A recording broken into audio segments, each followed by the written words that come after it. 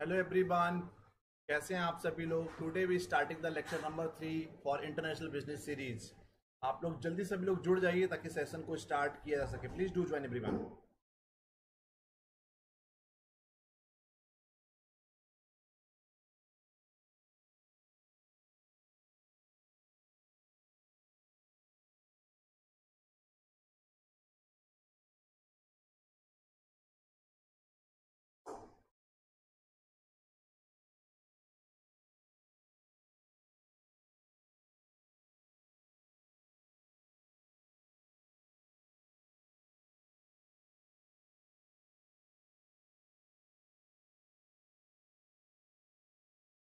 Please join everyone.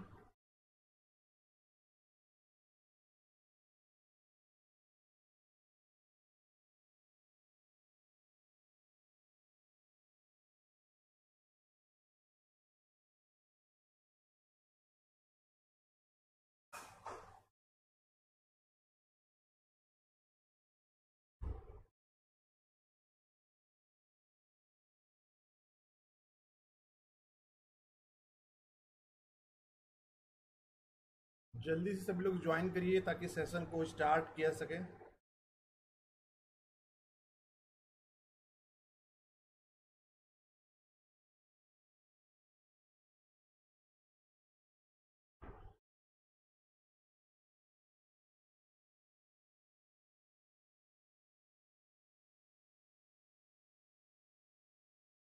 Today's topic is all about world bank group. जैसे कि international monetary fund और balance of payment हो गया है, तो थर्ड टॉपिक है that is all about the world bank group. तो इंटरनेशनल मॉनेटरी फंड से 100% 2 से 3 क्वेश्चन आएंगे। बट और बैलेंस ऑफ पेमेंट की बात करें तो हर बार 2 क्वेश्चन आपको कॉमर्स, मैनेजमेंट और इकोनॉमिक्स तीनों में मिलते हैं, 2 या 3 क्वेश्चन। वर्ल्ड बैंक ग्रुप से भी 100% 1 या 2 क्वेश्चन आएगा। जल्दी से सभी लोग जुड़ जाइए ताकि सेशन को जल्दी से स्टार्ट किया जा सके।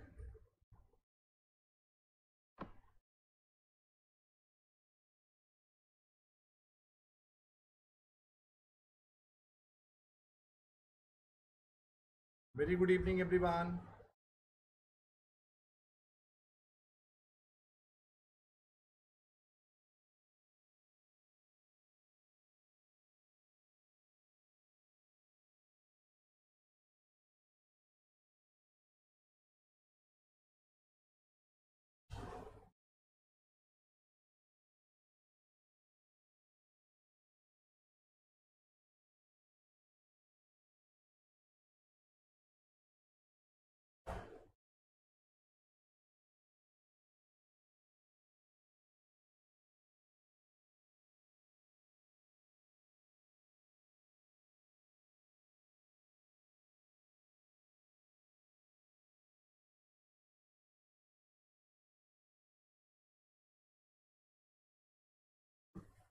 We are waiting for another 1 minute. 4:05 पे क्लास को स्टार्ट कर देंगे, तो आप लोग जल्दी से, बच्चे लोग भी जल्दी से सभी लोग जुड़ जाइए ताकि सेशन को स्टार्ट किया जा सके। Please join everyone.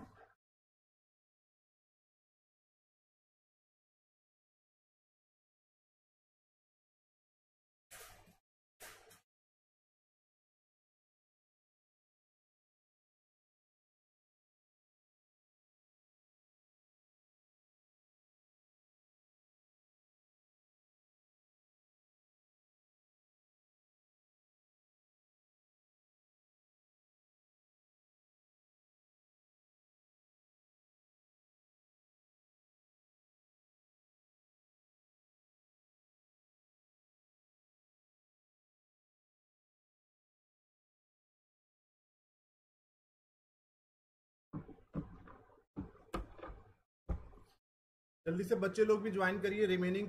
Yes, so today's topic is all about the World Bank Group. So all those candidates who are joining the very first time, my name is Anubhav Singh. Since last 11 years I am taking the classes for UGC NET in Management, Commerce and Economics. I used to work with India's top teaching and research organizations like IIM Lucknow, Lucknow University, LP, MIT University, Sarda, IPM Lucknow and IFMTR UP government. Mentored and guidance more than 1,000 plus candidates who have successfully qualified UGC NET JRF in Commerce, Management and Economics. In the last few years, वैसे तो since 2010 I have been qualified numerous number of times, but last few years I have been qualified 4 times NET JRF in a Commerce and Management. published more than 20 research paper in index journals like Scopus, TR, UGC Care, UGC listed, MBA International Business, MCOM, IB, MA Economics and PhD Applied Economics. तो जल्दी से सभी लोग जुड़ जाइए ताकि session को, बहुत इंपॉर्टेंट सेशन है और 100% आज के सेशन के बाद आपको दो से तीन क्वेश्चन आपके क्लियर हो जाएंगे। क्लियर है? आपको हमने इंटरनेशनल मॉनेटरी फंड के दौरान बताया था कि व्हाट हैपेंड बैक इन 1930, दुनिया में 1930 में पूरा दुनिया एक आर्थिक मंदी के दौर से गुजर रहा था। बोला दोबारा हम आपको पूरी थ्योरी नहीं बताएंगे कि किन कारणों की वजह से आर्थिक मंदी आई थी। आपको याद होगा कि कई सारे कारण थे आर्थिक मंदी आने के। ठीक है, तो ये फोटो है 1944 का कि how the world it used to be looks like, कैसा दुनिया दिखता था। तो अगर हम लोग history of the world Bank की बात करेंगे तो पता है कि वर्ल्ड बैंक ग्रुप है एक, world bank doesn't exist actually, world bank group exist. So world bank group में 5 मेजर ऑर्गेनाइजेशंस आते हैं जिसमें हम लोग जिनको IBRD, IDA और IFC, मीगा, ICSIT, जो 5 हम लोग बड़े बड़े जो 5 हमारे मेजर 5 जो हमारे इंटरमीडिएट्स हैं जिनको हम लोग सब्सिडरीज कंपनीज भी बोल सकते हैं, तो which is 5 IBRD, IDA, IFC, MIGA and SIDBI, ICSID। So history of the world Bank की बात करेंगे तो IBRD was created in 1944 to rebuild the Europe after World War 2, has been referred to the world Bank almost as soon as it was established. IBRD establish हुआ था 1944 में, जो 1946 में जिसने काम करना स्टार्ट किया। क्लियर है? बट उसी को हम लोग IBRD है जो वर्ल्ड बैंक ग्रुप के सेंट्रल इंस्टीट्यूशंस है, इसीलिए हम लोग IBRD को वर्ल्ड बैंक के नाम से भी जानते हैं। आपको बताया था हमने कि एक 1944 में कॉन्फ्रेंस किया गया जिसमें हम लोगों ने वर्ल्ड बैंक ग्रुप और इंटरनेशनल मॉनेटरी फंड का क्या किया था, स्टेब्लिशमेंट किया था, फाउंड किए थे। तो since Inception IBRD was designated to designed to be financially self-sustaining and earn income to support its development activities. It was not set up by an aid agency. तो IBRD first loans were made to the France. ये question paper में पूछा जा सकता है कि पहला देश कौन था जिसको IBRD ने लोन दिया था। तो IBRD first loan were made to the France and other European countries for reconstruction purpose. Loans to Japan and other creditworthy countries followed. उसके बाद और बहुत सारे देशों को लोन दिया गया। As IBRD focused shifted towards poverty alleviation in 1960, it continued to lend to countries that were credit worthy and could borrow at the market based rates. उसके बाद उन्होंने एक IDA फॉर्म किया था। IDA was created to provide concessional financing lower income country।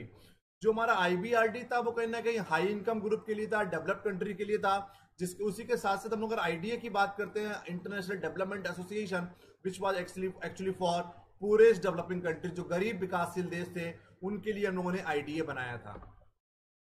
तो we have the, देखिए, IBRD middle income, high and middle income countries, IDA low income countries, IFC for private equity और private finance की हम लोग इसमें बात करते हैं, that is for business.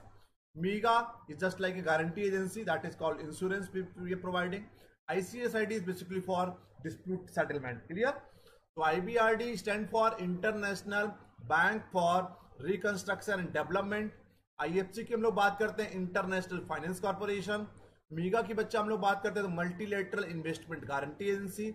ICSID की बात करते हैं इंटरनेशनल डिस्प्यूट्स, और IDA की बात करते हैं तो लो इनकम ग्रुप, जिसको हम लोग बात करते हैं international development association. Multilateral investment guarantee agency मीगा, ICSID international centre for settlement of investment related disputes. तो 5 के 5 ऑर्गेनाइजेशंस के बारे में आज हमको पढ़ाएंगे, इनका फंक्शंस क्या होता है, मेंबर कितने हैं, एस्टेब्लिशमेंट क्या हुआ। क्लियर है? सो एस्टेब्लिशमेंट 1944 में बना गया।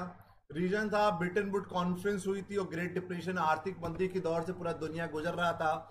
During that time, we had required some monetary organization who could manage the entire world economy. So that is the only reasons we have founded the certain monetary organizations. So head office in Washington DC, that is DC stand for District of Columbia. Member there are 189, 190th member जुड़ जाएगा। जैसे आपको पता है कि जितना member international monetary fund में होता है उतना ही IBRD में या वर्ल्ड बैंक में होता है। तो प्रॉब्ली बहुत जल्दी 190th मेंबर जुड़ जाएगा। As of now 189 member. Managing director David Malpass. आप देखेंगे MD हमेशा जो होता है इसका, या डायरेक्टर जनरल जिसको बोल सकते हैं, हमेशा अमेरिकन ही होता है, इसमें US के ही होते हैं। एक दो बार थे कि अमेरिकन ऑस्ट्रेलियन, उनके पास दो राष्ट्रीयता थी, अमेरिकन ऑस्ट्रेलिया थे, ऑस्ट्रेलियन थे। अदरवाइज मैक्सिमम टाइम आपको देखेंगे 99.9% टाइम मैनेजिंग डायरेक्टर यूएस के ही होते हैं। सब्सिडीज ऑर्गेनाइजेशन आपको पहले बता चुके हैं हम लोग, IBRD, IDA, IFC, MIGA and ICSID. अब हम लोग एक एक करके पांचों को समझाने की कोशिश करेंगे। पहले समझिए कि what does the world bank group do. World bank group क्या करता है, उसका मेन काम क्या है। The world bank group currently has two ambitious goal. Main उसके दो उद्देश्य हैं, दो गोल हैं। कौन कौन से दो गोल की बात करते हैं। पहला है to end the extreme poverty, reduce the percentage of people living on less than $1.25 day to 3% by 2030। तो ऐसे लोग जो $1.25 से नीचे कमा रहे हैं उनकी परसेंटेज हमको बाय 2030 3% कर देना है। जो अभी 9-10% है उसको ले जाके 3% तक ही कर देना है। तो एक्सट्रीम पॉवर्टी को हम लोगों को बहुत कम करना है। एक वर्ल्ड बैंक ग्रुप का एक बहुत बड़ा ये ऑब्जेक्टिव है, टू एंड और to eliminate the extreme poverty, to reduce the percentage of people living on less than 1.25 a day to the 3% by 2030। Promote the shared prosperity, मतलब foster income group of bottom 40% of the population in the every country। दुनिया के सारे देशों में जो bottom वाली 40% population है, जिसमें गरीब से थोड़ा ऊपर वाला इंसान लोग आता है, ठीक है, लोअर मिडिल क्लास जो आता है, उसको कहीं ना कहीं उसकी इनकम ग्रोथ की बात करते हैं कि उसकी इनकम ग्रोथ का एडवांसमेंट हो, इनकम ग्रुप का अपलिफ्टमेंट हो। तो promote the shared prosperity, to foster the income group of the bottom 40% of the population in every country। आगे बात करते हैं securing the long term futures of the planet and it's resources. Securing the long term future of its planet and it's resources, ensuring social inclusion, limiting the economic burdens on future generations will underpin effort। The goal and partnership needed to achieve them are well aligned with the international community efforts to reach the MDGs and establish on ambitious post 2015 agenda। Clear?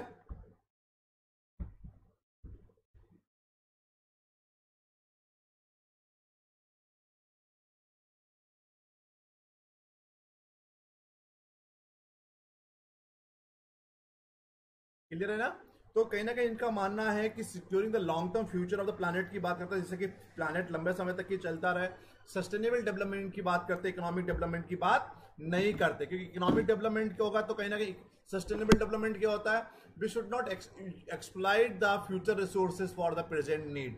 भविष्य के संसाधनों का हमको use नहीं करना चाहिए, exploit नहीं करना चाहिए फॉर द प्रेजेंट नीड, क्योंकि अगर ऐसा करेंगे तो फ्यूचर में बहुत ज्यादा बर्डन पड़ेगा, इकोनॉमिक बर्डन बहुत हो जाएगा फ्यूचर जनरेशंस पे। क्लियर। जो इनका मेन उद्देश्य यही है कि कहीं ना कहीं हम लोगों को एमडीजीज की बात करते हैं, मिलेनियम डेवलपमेंट गोल्स की बात करते हैं, ताकि हम लोग we can make it out the long term future plans of the planet, ताकि लंबे समय तक फ्यूचर प्लैनेट चलता रहे। We should not exploit the future resources, तो we should more focus on the sustainable development rather than the economic development. Economic development पे ज्यादा focus नहीं देना है और हम लोगों को सस्टेनेबल डेवलपमेंट पे ज्यादा फोकस देना है। क्लियर। आगे बात करते हैं बच्चा। तो पहला, international bank for reconstruction and development. Member कितने हैं? 189 countries are the member, 189 country member है। 189 countries are the member of IBRD. Year of establishment 1944, 1944 में बना था। ऑपरेशनलाइज 1946 में हुआ। कब हुआ? 1946 में इट हैज स्टार्टेड वर्किंग। अगर वही ऑब्जेक्टिव एंड फंक्शंस की बात करते हैं, to finance and reconstruction of countries affected by the world war II। ऐसे सारे देश जो वर्ल्ड वार II के बाद प्रभावित हुए थे, उनको रिकंस्ट्रक्ट करना, उनको दोबारा रिवाइव करना, उनकी इकोनॉमी को दोबारा रिकवर करना, ये एक बहुत बड़ा ऑब्जेक्टिव था आईबीआरडी का। It's a world bank central institution, ये वर्ल्ड बैंक का केंद्रीय संस्था माना जाता है। If somebody will ask you regarding the World Bank, you directly can tell them about the IBRD। So IBRD के बारे में बता सकते हो अगर कोई वर्ल्ड बैंक के बारे में पूछता है। अगर डायरेक्टली पेपर में क्वेश्चन आता है कि वर्ल्ड बैंक में कितने मेंबर हैं, तो you have to be tell the 189 member. World bank क्या करता है तो आपको IBRD का बताना पड़ेगा। अगर कोई स्पेसिफिक IBRD के बारे में पूछे तो तब तो आप IBRD के बारे में बताएंगे ही बताएंगे। तो it's a world bank central institutions की बात करते हैं। and mostly money is used for development projects such as highways, metros, airport, etc. तो मैक्सिमम जो पैसा यूज होता है, mostly money is use for development project. Maximum पैसा हम लोग डेवलपमेंट प्रोजेक्ट्स में यूज करते हैं, सच एज हाईवेज। आप लोगों को पता ही है क्योंकि जो आईबीआरडी मिडिल इनकम ग्रुप और हायर इनकम ग्रुप के लिए है। तो ऐसे देशों में बेसिक एमिनिटीज, रोटी कपड़ा मकान, basic food, basic shelter, basic clothing, ऐसे देशों में ये सब रिक्वायरमेंट्स पहले से पूरी होती हैं। तो जिन देशों में सोशल सिक्योरिटी स्कीम्स पहले से पूरी है, रोटी कपड़ा मकान पहले से पूरा है, तो we should more focus on the development project, just like infrastructure development की बात करते हैं। इसीलिए जो पैसा आईबीआरडी देता है उसका मेन उद्देश्य होता है बड़े बड़े हाईवेज बनाना, मेट्रोज बनाना, एयरपोर्ट्स हो गए, रेलवे लाइंस हो गई हमारी, सीपोर्ट्स हो गए हमारे, बुलेट ट्रेन हो गई। तो that is the only reason से IBRD providing the loans to the developed countries. Conducted various programs to help governing change the way they manage their economy. Sometimes IBRD does लगातार कुछ ना कुछ ऐसे programme चलाता रहता है, ट्रेनिंग प्रोग्राम चलाता रहता है कंट्रीज के लिए कि आप अपनी इकोनॉमी को कैसे मैनेज करो। So all those persons who are having certain expertise in economies, तो जिनके पास इकोनॉमीज में एक्सपर्टीज है, तो ऐसे लोग लगातार ट्रेनिंग प्रोवाइड करते रहते हैं कि आपको अपने देश में कैसे चलाना है, आपको कितना इनकम टैक्स कितना रखना चाहिए, कॉर्पोरेशन टैक्स कितना रखना चाहिए, एक्सपेंडिचर कितना करना है, फिजिकल डेफिसिट कितना होगा। तो कहीं ना कहीं लगातार ऐसे प्रोग्राम्स आईबीआरडी ऑर्गेनाइज करता रहता है जिससे कि आप अपनी इकोनॉमी को कैसे मैनेज आउट करना है उसके लिए, ठीक है। Provide the technical assistance to the project, और इसके अलावा अगर आपको टेक्नोलॉजिकल कुछ प्रॉब्लम्स होती है तो IBRD also providing certain technical assistance to the projects. Clear, this is all about the IBRD, समझ गए। तो आईबीआरडी ऐसे देश जिनको वर्ल्ड वार 2 के बाद प्रभावित हुए थे उनको लोन प्रोवाइड करता है। वर्ल्ड बैंक का सेंट्रल इंस्टीट्यूशंस है। मैक्सिमम पैसा हाईवे, मेट्रो, इंफ्रास्ट्रक्चर में बिल्डअप करने के लिए लगता है। लगातार आईबीआरडी क्या क्या करता है, ऐसे कुछ प्रोग्राम चलाता है जिससे कि आप अपनी इकोनॉमी को कैसे मैनेज करना उसको बताता है, और टेक्निकल असिस्टेंस भी प्रोजेक्ट के लिए आपको प्रोवाइड करता है। That is all about the IBRD. कोई डाउट हो तो बताइए। अगला है आईडीए। तो पहले बताइए आईबीआरडी में कोई डाउट हो तो। आई डोंट, पता नहीं क्यों सभी लोग ज्वाइन नहीं कर रहे हैं। We have around 40% in a group, only 7-8 candidates are joining every day.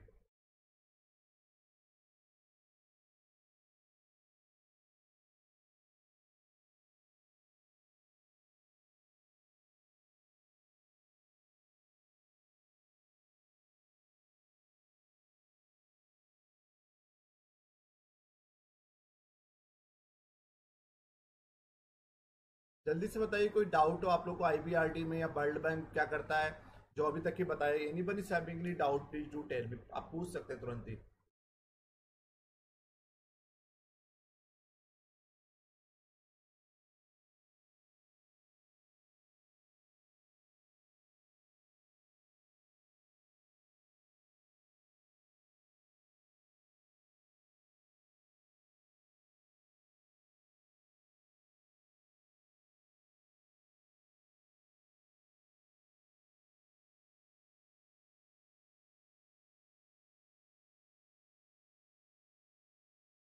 जल्दी से बताइए, किसी को किसी प्रकार का कोई डाउट हो तो प्लीज आप पूछ सकते हैं, पूछ लीजिए।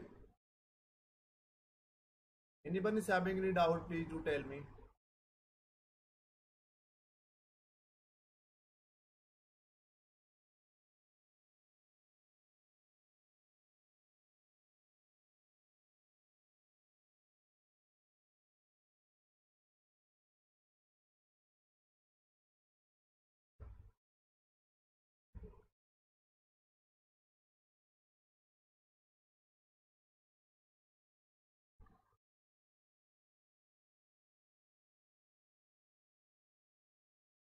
चलिए आगे बढ़ते हैं। अब बात करेंगे हम लोग आईडीए की। क्या आईडीए क्या करता है, ठीक है।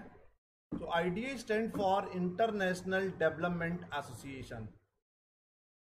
International development association. तो as of now 173 countries are member of IDA. Establishment is year is 1960, 1960 में इसका स्थापना हुआ था। तो it has been establishment in 1960। There are 173 countries are the member of IDA. Further हम लोग बात करते हैं इंटरनेशनल डेवलपमेंट एसोसिएशन। हमने आपको पहले बताया था ये लोएस्ट इनकम ग्रुप वालों के लिए। किसके लिए? लोएस्ट इनकम ग्रुप वालों के लिए। या other in other language we can say poorest developing countries, purest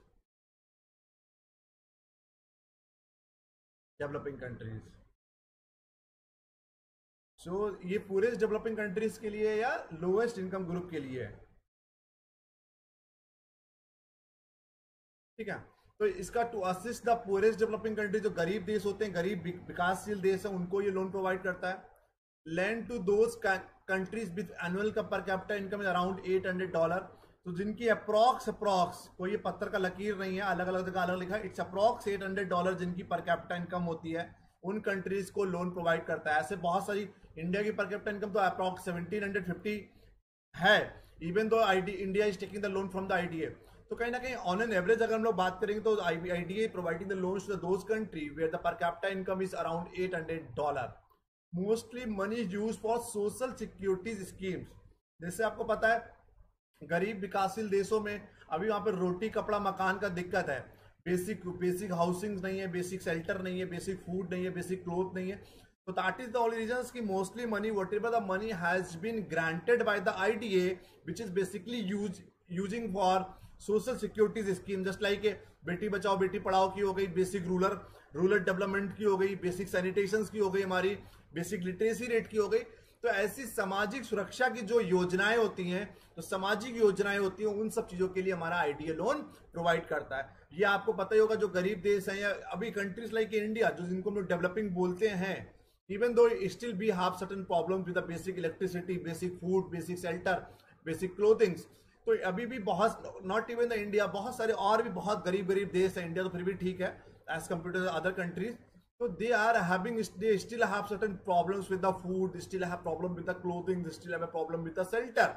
So that is the only reasons whenever IDA is granting the loans to those respective country which is money is basic using for social security schemes। Clear? अगला बात करते हैं IFC, international finance corporation. ये हमने क्या बताया था, ये प्राइवेट सेक्टर्स को प्रमोट करने के लिए, किसको? प्राइवेट सेक्टर्स को प्रमोट करने के लिए, ठीक है। तो पहले इसमें 184 मेंबर थे, it used to be the 184 member, now it became the 185 member.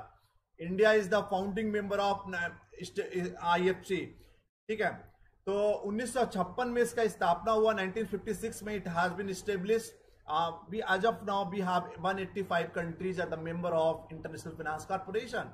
So IFC is basically for to promote the private sectors। ये प्राइवेट सेक्टर्स को या इसीलिए देखिए प्राइवेट सेक्टर्स को बढ़ावा देने के लिए हमारा IFC है, इसीलिए मल्टीनेशनल कॉर्पोरेशंस को लोन प्रोवाइड करता है, किसको? MNCs को।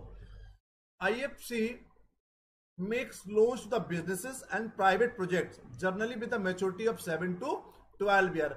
So as compared to the IBRD और IDA, ये शॉर्ट टर्म लोन प्रोवाइड करते हैं। बोलो वो 35 साल 50 साल 20 साल 25 साल के लोन प्रोवाइड करते हैं, बट ये मैक्सिमम मैच्योरिटी इसकी 7 साल से 12 साल तक के लोगों को लोन, 12 साल के लिए लोगों को लोन प्रोवाइड करता है। लोग मतलब बिजनेसमैन को, बड़ी बड़ी मल्टीनेशनल कॉर्पोरेशंस को, और प्राइवेट प्रोजेक्ट जो होते हैं उनको लोन प्रोवाइड करता है। Finance the private sector investment, mobilize capital in international financial market, provide technical assistance and advice to the government businesses. So सरकार को एडवाइस भी देता है। सो गवर्नमेंट के जो बिजनेसेस होते हैं, जो PSU हो गई, पब्लिक सेक्टर अंडरटेकिंग हो गई सरकार की, जो सरकारी कंपनियां होती हैं, तो इंटरनेशनल फाइनेंस कॉर्पोरेशन गवर्नमेंट को एडवाइस देता है कि किस तरीके से आपको उसको रेगुलेट करना है, किस तरीके से उसको ऑपरेट करना है, किस तरीके से उसको आपको अरेंजमेंट करना है। तो that is the only reason कि IFC finance the private sectors investment, mobilize capital in the international financial market, provide the technical assistance and advice to the government businesses। With the establishment here, its main objective was reduce the poverty and improve the people's living standards socially and environmentally। तो कहीं ना कहीं इसका जब से ये establish हुआ है, तब से इसका एक मेन ऑब्जेक्टिव था लो पॉवर्टी को कम करना। सभी का ऑब्जेक्टिव है, और improve the people's living standard.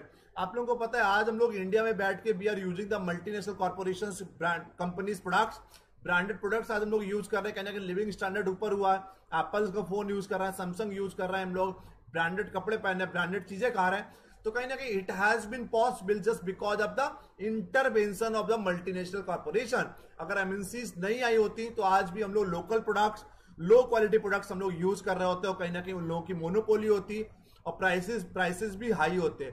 आज बहुत सारी चीजों के प्राइसेस कम क्यों होगा, कहीं ना कहीं कंपटीशन मार्केट में बहुत ज्यादा है। तो इनका स्टार्टिंग से ही सबसे स्टेब्लिशमेंट हुआ, इनका मेन उद्देश्य यही था पॉवर्टी को रिड्यूस करना और पीपल्स का लिविंग स्टैंडर्ड को सोशली और इन्वायरमेंटली ऊपर करना।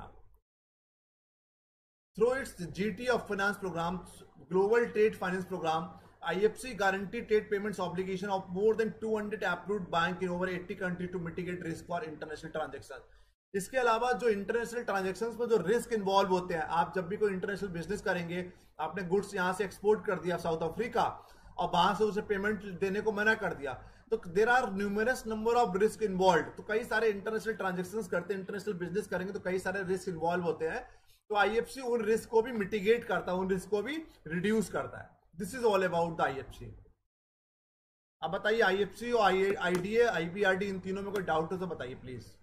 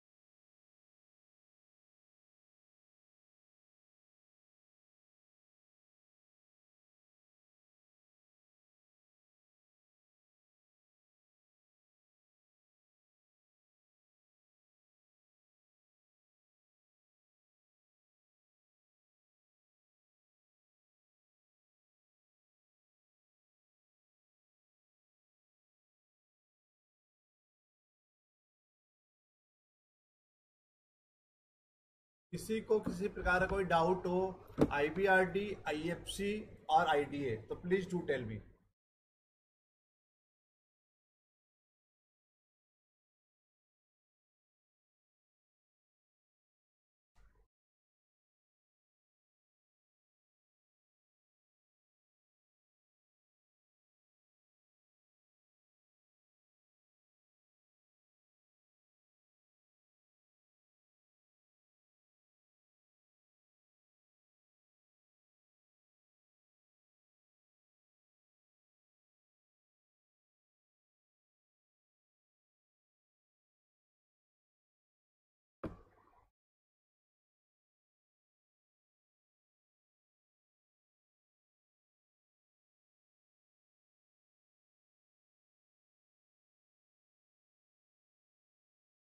चलिए आगे बढ़ते हैं।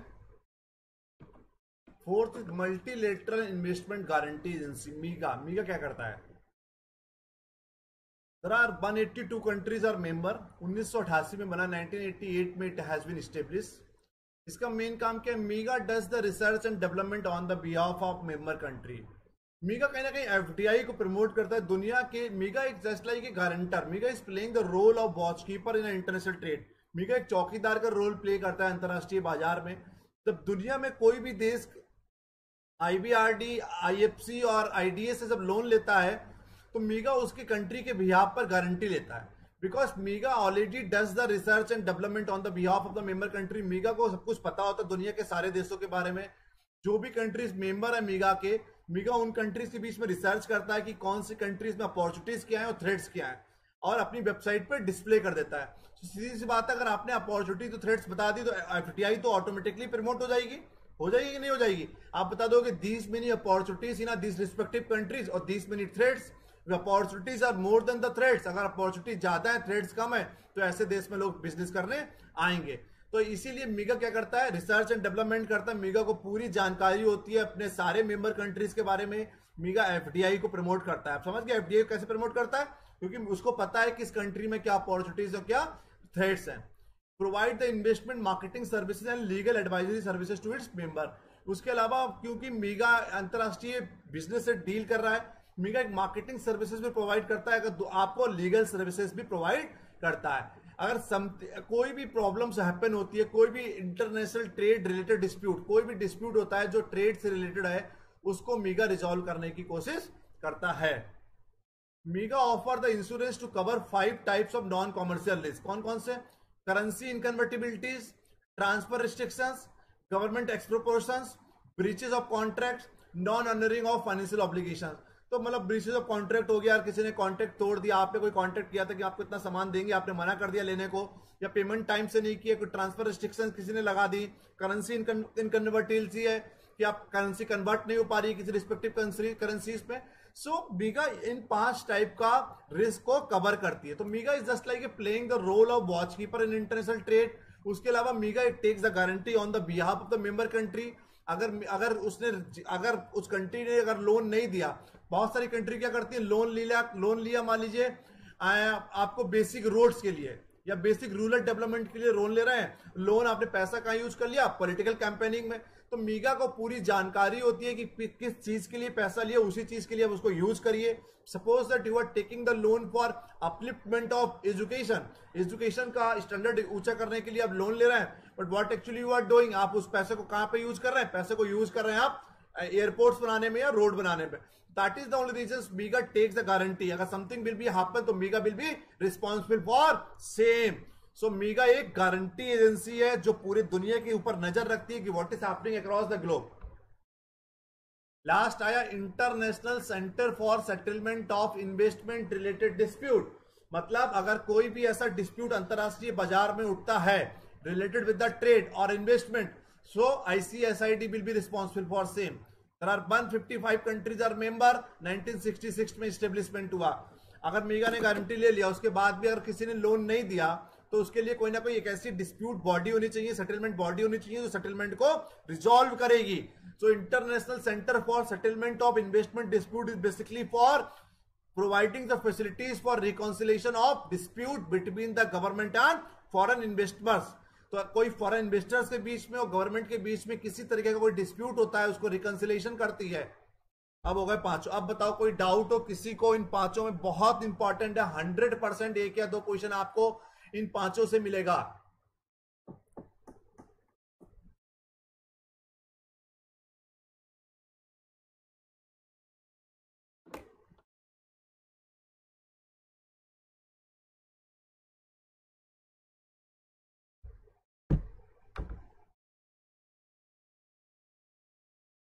Why people don't join on time? केवल 5-7 लोग 8 लोग ज्वाइन करते हैं। We have around 40-50 students. We have started the class for you people. आप अपने फ्रेंड से बोलिए क्लासेस स्टार्ट है।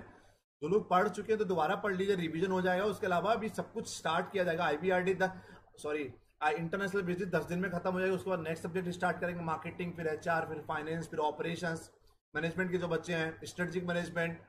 अगर वही कॉमर्स के बच्चे हैं उनके लिए लीगल एस्पेक्ट स्टार्ट करेंगे, अकाउंटिंग स्टार्ट करेंगे हम लोग, बैंकिंग स्टार्ट करेंगे हम लोग, बिजनेस इन्वायरमेंट पढ़ा ही रहे हैं।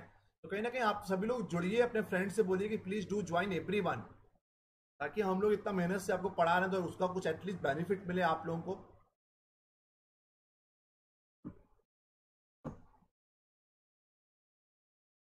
अब मुद्दा ठीक है, कोई डाउट तो बताइए।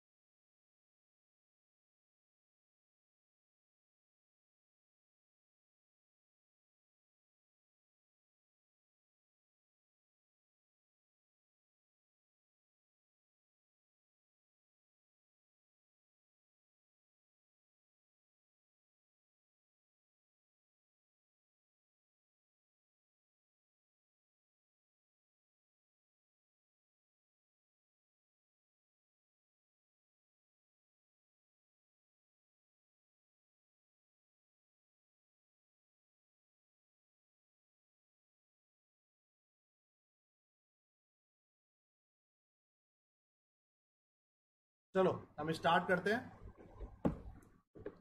अब आया कि अभी तक बता रहे थे कि आईबीआरडी, आईडीए और आईएफसी लोन प्रोवाइड करता है। मुद्दा ये है कि इशू ये रेज होता है कि पैसा कहाँ से लेके आता है। कहीं ना कहीं से तो पैसा लेकर आ रहा होगा ना, तभी तो पैसा देता होगा।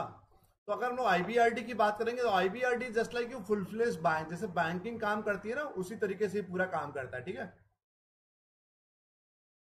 Through the sale of its bond in international capital market, bonds and debenture को इंटरनेशनल कैपिटल मार्केट्स में इशू करता है, उससे पैसा रेज करता है। Member subscription to capital stock, जितने कंट्री मेंबर है, 180 countries are member of IBRD, उन्होंने अपना पैसा रखा हुआ है IBRD के पास, तो जितने मेंबर्स हैं they have to be keep certain amount of the money with IBRD, उसी के अकॉर्डिंगली इंटरनेशनल मॉनेटरी फंड की तरीका यहाँ पर भी थोड़ा सा वोटिंग राइट्स होता है, तो जितना मेंबर सब्सक्रिप्शन होगा उसी अकॉर्डिंगली आपको वोटिंग राइट्स मिलेगा। तो कैपिटल स्टॉक में मेंबर सब्सक्रिप्शन का बहुत बड़ा रोल है। Interest received on the loans, interest, क्योंकि IBRD इंटरेस्ट रेट चार्ज करता है और कॉलेबल कैपिटल होता है, तो एक सर्टेन कॉलेबल कैपिटल होगा, सर्टेन परसेंटेज होता है, they have to be keep themself, ठीक है, for as a safety reasons. तो callable capital, interest received on the loans, member subscription to its capital stock through the sale of its bond in international capital market. भाई IDA की बात करते हैं, most from the government voluntary contribution, तो जो सरकारें अपनी मर्जी से जो पैसा रखती हैं, या बड़े बड़े बिजनेसमैन जो इंडस्ट्रीज हैं, उनको क्या होता है, as a part of the CSR, as a part of corporate social responsibility, they are keeping certain amount of the money with the IDA। भले बिल गेट की बात करिए आप, माइक्रोसॉफ्ट की बात करिए, गूगल का बात करिए, फेसबुक का बात करिए आप, लिंक्डइन का बात करिए, बहुत बड़ी बड़ी दुनिया की मर्सिडीज का बात करिए, टाटा का बात करिए, रिलायंस का बात करिए, तो बहुत बड़ी बड़ी कंपनी अपने CSR में बचाने के लिए तो क्या करती है, डोनेशन करती है, ठीक है, CSR में, क्योंकि कहीं ना कहीं every country has to be spend certain amount of the money as a part of the CSR। तो that is the only reason कि गवर्नमेंट कंट्रीब्यूशन और वॉलंटरी कंट्रीब्यूशन भी एक बहुत बड़ा जरिया है IDA की इनकम का। क्लियर? ये देखिए list of the 10 largest country by the voting power, US, Japan, China, Germany, France, UK, India, Saudi Arabia, Canada and Italy, ठीक है। तो USA के पास सबसे ज्यादा वोटिंग पावर सबसे ज्यादा है। देखिए अगर हम लोग IBRD में करेंगे, इंडिया 7th नंबर पे है, IFC में इंडिया 6th नंबर पे है, IDA में इंडिया 7th नंबर पे है, और मीगा में इंडिया 9th नंबर पे है। एक बार देख लीजिए इसको, PPT आपको भेज ही देंगे, हम आपको PDF बना के भेज देंगे, पढ़ लीजिएगा आप लोग।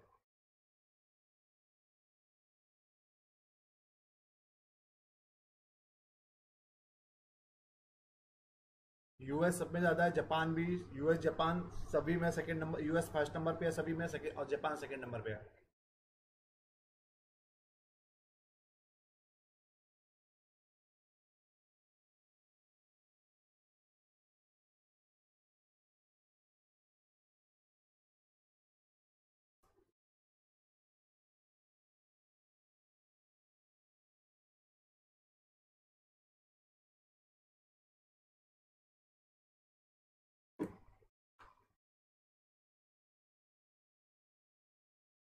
अब क्वेश्चन आया कि डिफरेंस बिटवीन IBRD और IBRD और IDA के बीच में डिफरेंस क्या है। IBRD इंटरेस्ट रेट चार्ज करता है, IDA इंटरेस्ट रेट चार्ज नहीं करता, doesn't charge the interest rate, only charge 0.75% one time service charge, total amount का 0.75% केवल सर्विस चार्ज करता है। इसीलिए क्योंकि गरीब कंपनी, गरीब देश से भी अगर इंटरेस्ट लेंगे तो फायदा क्या हुआ, तो फिर तो कोई फायदा नहीं हुआ, तो फिर तो वो कहीं से भी लोन ले लेगा।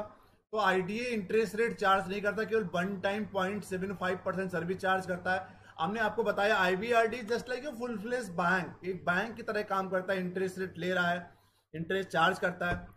Loan must be repaid in 15 to 20 year with in the grace period of 5 year. 15 से 20 साल के अंदर आपको 15 से 20 साल के अंदर आपको लोन पेमेंट करना होता है, और 5 साल ग्रेस पीरियड, मतलब टोटल कुल मिलाकर मैक्सिमम 25 साल के अंदर आपको पैसा पेमेंट करना पड़ता है। यहाँ पर loan must be repaid 35 to 50 year with in the grace period of 10 year. तो कुल मिलाकर समझिए 50 और 10 60 साल के बाद आपको पैसा देना है।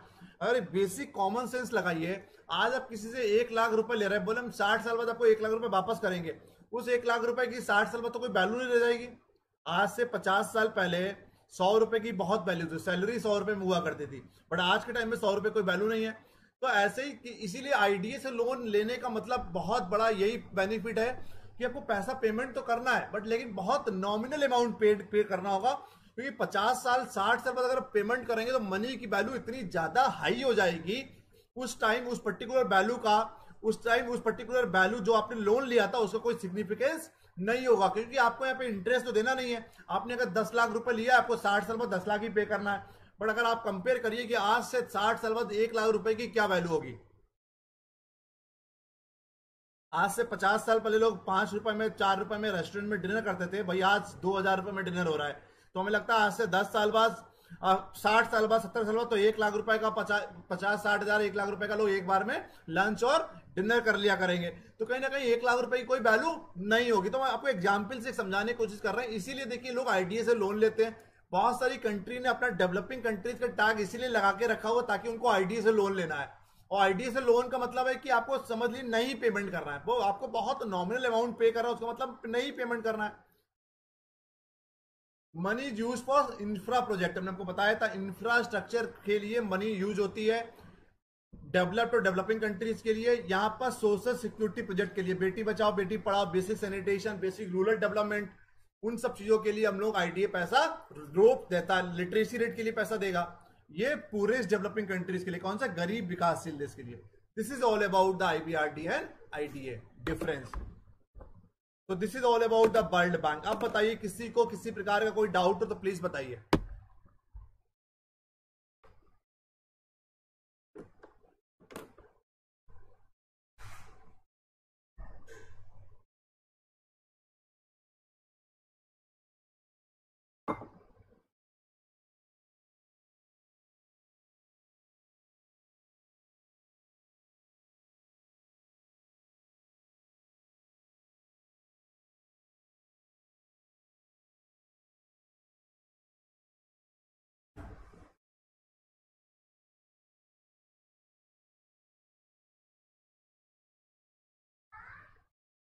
Anybody is having any doubt, please to tell me। किसी को कोई डाउट हो बताइए जल्दी से।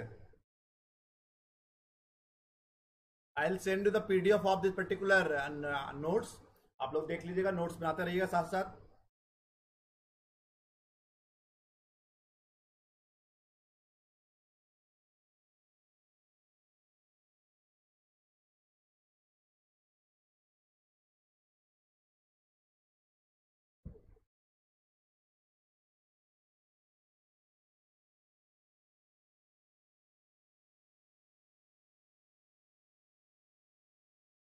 किसी को किसी प्रकार का कोई डाउट हो जल्दी से बताइए।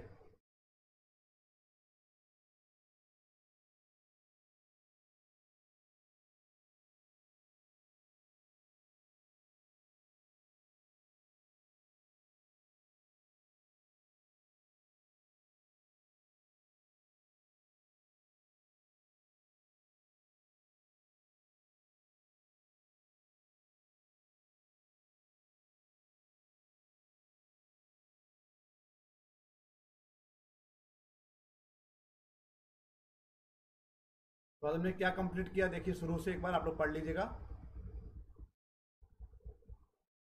हमने आपको यहाँ से बताया कि कैसे 1944 में पूरा दुनिया दिखता था, हिस्ट्री क्या थी वर्ल्ड बैंक की, आईबीआरडी की वो बताया हमने आपको। स्ट्रक्चर बताया कि आईबीआरडी मिडिल इनकम कंट्रीज के लिए, आईडी लो इनकम कंट्रीज के लिए, आईएफसी, मीगा, आईसीएसआईडी के बारे में हमने आपको बताया। उसके बाद ब्रीफ इंट्रोडक्शन दिया कि ब्रिटेन वुड कॉन्फ्रेंस 1944 में हुआ, उसकी वजह से हम लोगों ने ग्रेट आर्थिक मंदी हुई, उसी हमने ब्रिटेन वुड कॉन्फ्रेंस किया। कॉन्फ्रेंस हेम्पशायर में हुई थी।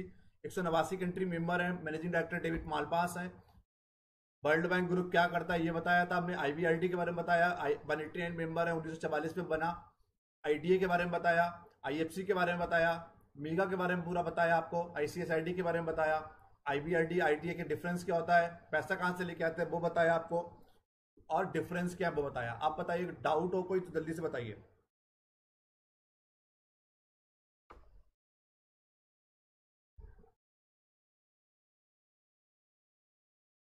प्लीज रिप्लाई करिए आप लोग।